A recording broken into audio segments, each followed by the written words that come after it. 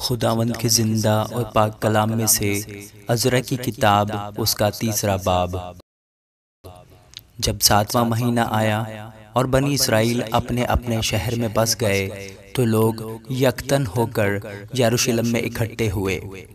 تب یشوع بن یوصدق اور اس کے بھائی جو کاہن تھے اور زروبابل بن سیلتیل اور اس کے بھائی اٹھ کھڑے ہوئے اور انہوں نے اسرائیل کے خدا کا مذبح بنایا تاکہ اس پر سوختنی قربانیاں چڑھائیں جیسا مرد خدا موسیٰ کی شریعت میں لکھا ہے، اور انہوں نے مذبح کو اس کی جگہ پر رکھا کیونکہ ان اطراف کی قوموں کے سبب سے ان کو خوف رہا، اور وہ اس پر خداوند کے لیے سوختنی قربانیاں یعنی صبح و شام کی سوختنی قربانیاں چڑھانے لگے، اور انہوں نے نوشتہ کے مطابق خیموں کی عید منائی اور روز کی سوختنی قربانیاں گن گن کر جیسا جس دن کا فرض تھا دستور کے موافق چڑھائیں۔ اس کے بعد دائمی سوختنی قربانیاں اور نئے چاند کی اور خداوند کی ان سب مقررہ عیدوں کی جو مقدس ٹھہرائی گئی تھیں، اور ہر شخص کی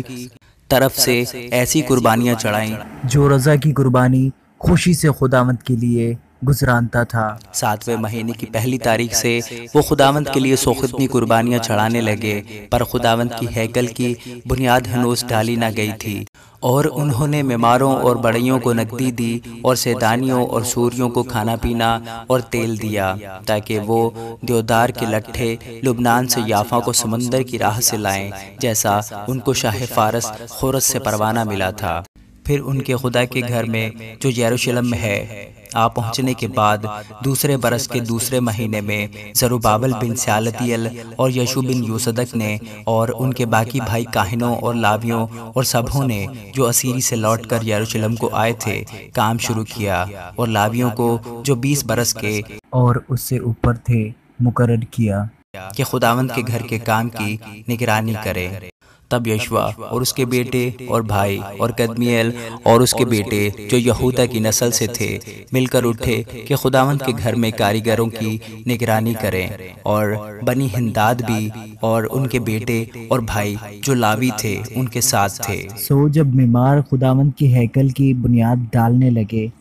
تو انہوں نے کاہنوں کو اپنے اپنے پیراہن پہنے اور نرسنگے لیے ہوئے اور آصف کی نسل کے لاویوں کو جھانج لیے ہوئے کھڑا کیا کہ شاہ اسرائیل داؤد کی ترتیب کے مطابق خداوند کی حمد کریں۔ سو وہ باہم نوبت با نوبت خداوند کی ستائش اور شکر گزاری میں گا گا کر کہنے لگے کہ وہ بھلا ہے کیونکہ اس کی رحمت ہمیشہ اسرائیل پر ہے۔ جب وہ خداوند کی ستائش کر رہے تھے تو سب لوگوں نے بلند آواز سے نعرہ مارا، اس لیے کہ خداوند کے گھر کی بنیاد پڑی تھی، لیکن کاہنوں اور لاویوں اور آبائی خاندانوں کے سرداروں میں سے بہت سے عمر رسیدہ لوگ جنہوں نے پہلے گھر کو دیکھا تھا، اس وقت جب اس گھر کی بنیاد ان کی آنکھوں کے سامنے ڈالی گئی تو بڑی آواز سے چلا کر رونے لگے اور بہتیرے خوشی کے مارے زور زور سے للکارے۔ سو لوگ خوشی کی آواز کے شور اور لوگوں کے رونے کی صدا میں امتیاز نہ کر سکے، کیونکہ لوگ بلند آواز سے نعرے مار رہے تھے اور آواز دور تک سنائی دیتی تھی۔ آمین۔